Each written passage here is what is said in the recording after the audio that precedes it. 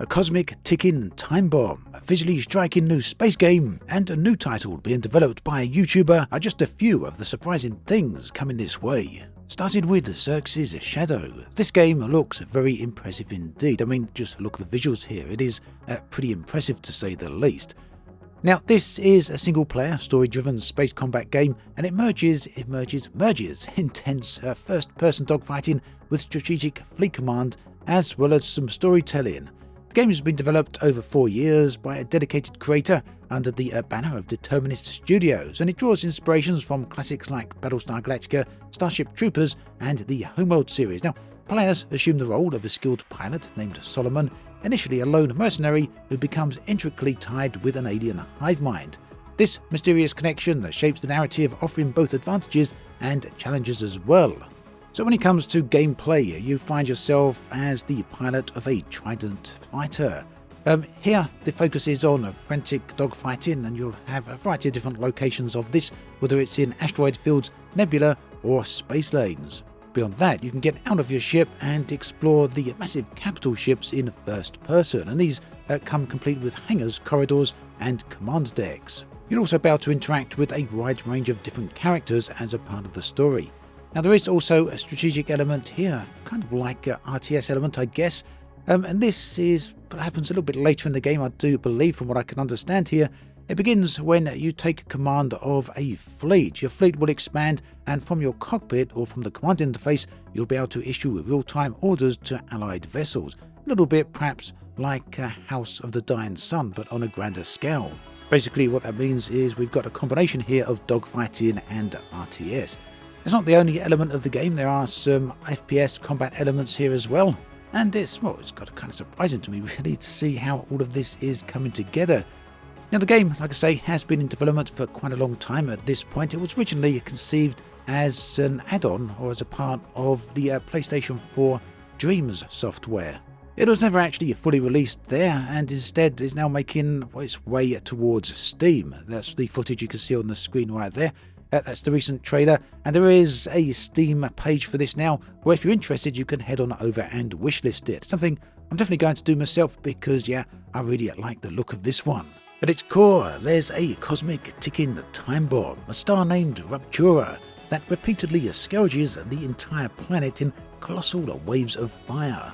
This is the backdrop players will find themselves set against in the upcoming game StarRupture. On screen, we can see a new, recently released gameplay trailer that showcases the game's features, including base building, exploration, and some combat mechanics as well. We also know that the early access is set to release on Steam in the fall of 2025. It's got some pretty good pedigree behind this one, coming from developer Creepy Jar, known for its survival hit Green Hell. Now, of course, survival worlds are tenner-penny, but there's something rather unique about this, and that, of course, is, some stunning environments to start with, but also the fact that the planets do get scourged after time. Just look at the sky starting to burn up there. It's a unique twist, the land being scorched clean, both flora and fauna totally incinerated, obliterated even, only to burst back into life in a relentless cycle of rebirth.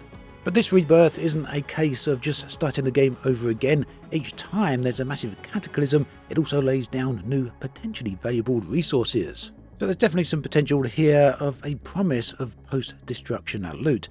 Now, combat melds together the survival thriller of survival hell with somewhat more traditional sci-fi shootouts, so you'll face everything here from smaller, skittish alien creatures to swarms of predators that don't take too kindly to trespassers.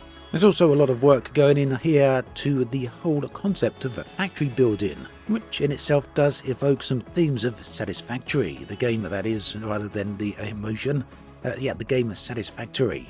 It's definitely one to keep an eye on if you're interested in survival games, and maybe even if you're not, because, Green Hell is definitely been a very well-received game, with well over 50,000 user reviews and a very positive rating. Moving on, we come to a very interesting game known as Sea Beams. Now, this one is, it's unusual in the sense that it's coming from YouTuber LevelCapGaming. You may know Cap. He's got very close to 2 million subscribers at this point, has been a long-time YouTuber, and is a huge fan of space-themed games. So the game itself is supported by a small but dedicated team of contributors. The game itself is still in fairly early development, but it does seem to be coming together pretty well, and largely I'd assume that is due to the tight-knit crew. Now, the title itself, C-Beams, references the advanced weaponry that are central to the game's story, centrifugal plasma beams. Although that said, it's hard not to see the reference to Blade Runner as well.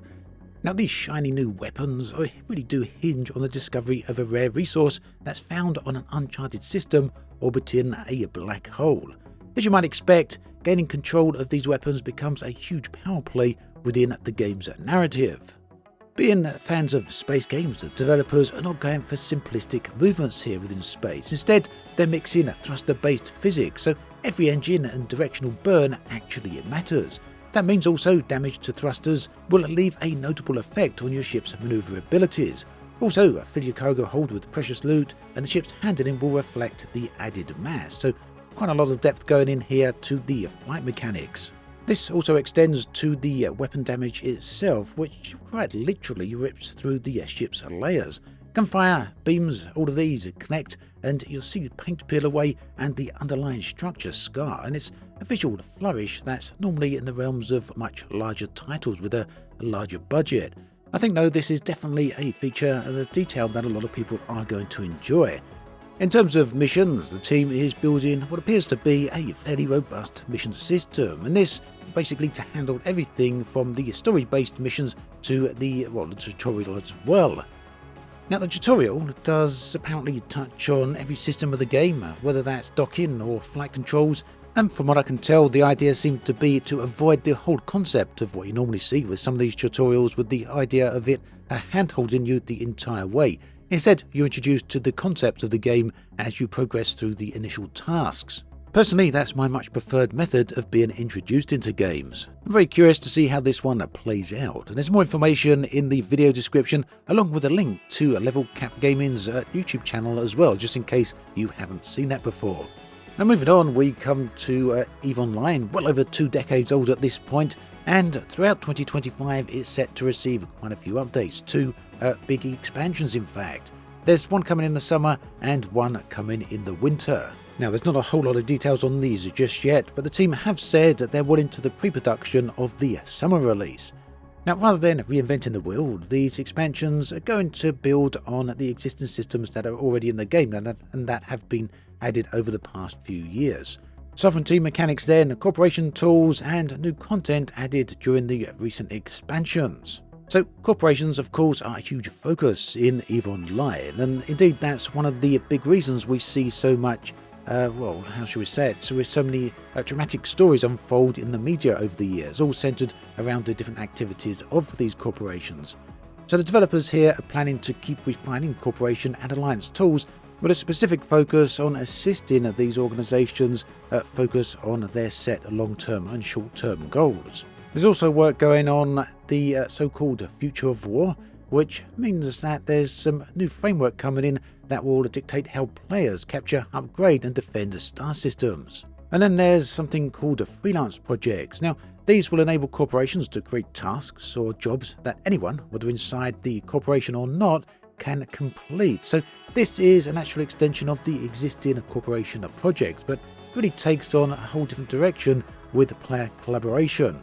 In a way then, it kind of seems as though this is giving corporations the ability to create missions that pretty much any player in the game can take on. Another rather interesting thing, and perhaps an important thing to take note of here, is that whilst expansions are going to continue to be an important focus for the game, they're going to be releasing in multiple phases rather than as a singular patch drop, and it seems that CCP's goal here is to make sure that each expansion, story arc and mechanical changes don't just appear all at once. So yeah, CCP seem to have plenty planned for EVE Online going into 2025. Next up, and last, we come to Space Engineers 2. Now, this is a pretty big release in as far as space games go, because the original Space Engineers was a very popular game indeed. So Space Engineers 2 is, kind of rebuilding the entire game. It's now available in early access and released into that a little over a week ago. Rather than rolling out every system all in one state here, what we get in is the old vertical slice concept, and this is coming as different scheduled deliveries. So that means each chunk of new content will arrive in hopefully a near final quality state. So Vertical Slice 1 is available now. This is creative mode. Coming later on are going to be planets and survival, NPCs, multiplayer, and the much anticipated water mechanics. And this is where we're going to be seeing volumetric water. Very much looking forward to seeing how that actually works. Now, one of the biggest changes of this version of the game is the unified grid system. And this does away with the split between small and large blocks. You'll be well aware of that if you've ever played Space Engineers 2. Instead here, everything is standardized to a 25cm format, and this gives players far more freedom and flexibility when crafting vessels or structures. Combine this with new fracturing system, where blocks break apart in a stunning cascade of debris, creations and their inevitable destructions will be far more visually appealing than ever before. Now elsewhere, we can see that the rendering here has been improved. This means better graphics, and that is going to be effective to both applied to both spacecraft as well as environments. You can see this to effect already with asteroids, armor blocks, and other environmental features. There's a load of other stuff going on in the Space Engineers 2 then, and if you are interested in the game, it could well be worth your time taking a closer look. Personally, I'm really eager to see the vertical slice when we get planets and that volumetric water, and probably be waiting till then to take a closer look myself. That then brings us to the end of this video. Thanks for watching this video all the way to the end. There is another one on the screen right here if you want to take a look at that. Take care, and I'll catch you next time.